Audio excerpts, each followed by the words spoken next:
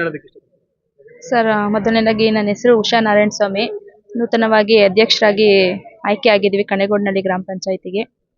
ಎಲ್ಲ ಸದಸ್ಯರ ಸಹಕಾರದಿಂದ ಆಯ್ಕೆ ಆಗಿದ್ದೀವಿ. ಇವತ್ತು ಪದಗ್ರಹಣ ಕಾರ್ಯಕ್ರಮ ಇಟ್ಕೊಂಡಿದ್ದು ಕಾರ್ಯಕ್ರಮ ತುಂಬ ಯಶಸ್ವಿಯಾಗಿ ನಡೆದಿದೆ. MLA ಸರ್ ಕೂಡ ಬಂದಿದ್ದರು. ಅವ್ರ ಸಹಕಾರದಿಂದ ಅವರು ಎಲ್ಲ ಹೇಳಿದ್ದಾರೆ, ಎಲ್ಲ ರೀತಿಯಲ್ಲೂ ನಾವು ಸಹಕಾರ ಕೊಡ್ತೀವಿ.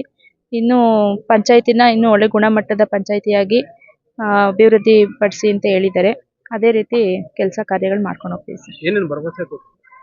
ಸರ್, ಅದೇ ಎಲ್ಲ ರೀತಿಲೂ ನಾವು ನಿಮ್ಮ ಜೊತೆ ಇರ್ತೀವಿ. ನೀವೇನೇ ಕೆಲಸ ಮಾಡಬೇಕು ಅಂದ್ರೂ ನಾವು ನಿಮ್ಮ ಜೊತೆ ನಿಂತಿರ್ತೀವಿ.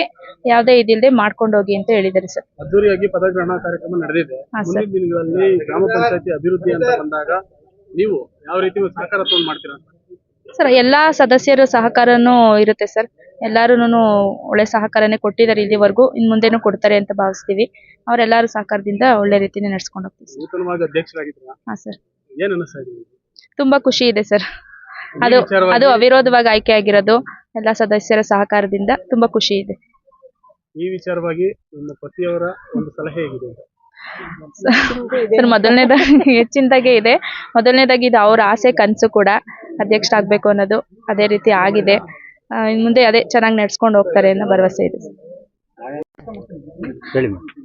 ಅದೇ MLA ಸರ್ ಬಂದಿದ್ರು ಇವಾಗ ಕಾರ್ಯಕ್ರಮದಲ್ಲಿ. ಅವರು ಹೇಳಿದ್ದಾರೆ 3 ಕೋಟಿನ ಅನುದಾನನ ನಮ್ಮ ಕಣೇಗೋಡ್ನಹಳ್ಳಿ ಪಂಚಾಯಿತಿಗೆ ತರ್ತೀವಿ ಶೀಘ್ರದಲ್ಲೇ ಅಂತ ಹೇಳಿದ್ದಾರೆ ಸರ್. ಉಳ್ಳಳ್ಳಿ, ಇಸ್ಲಾಂಪುರ ಮತ್ತೆ KG ಶ್ರೀನಿವಾಸಪುರಕ್ಕೆ 3 ಕೋಟಿ ಅನುದಾನ ತರ್ತೀವಿ.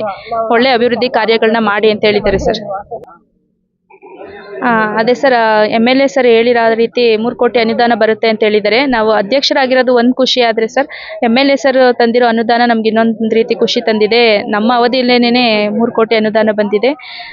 ತುಂಬ ಅದೇ ಇನ್ನೂ ಚೆನ್ನಾಗಿ ಕಾರ್ಯಗಳು ನಡೆಸ್ಕೊಂಡು ಹೋಗ್ತೀವಿ ಸರ್.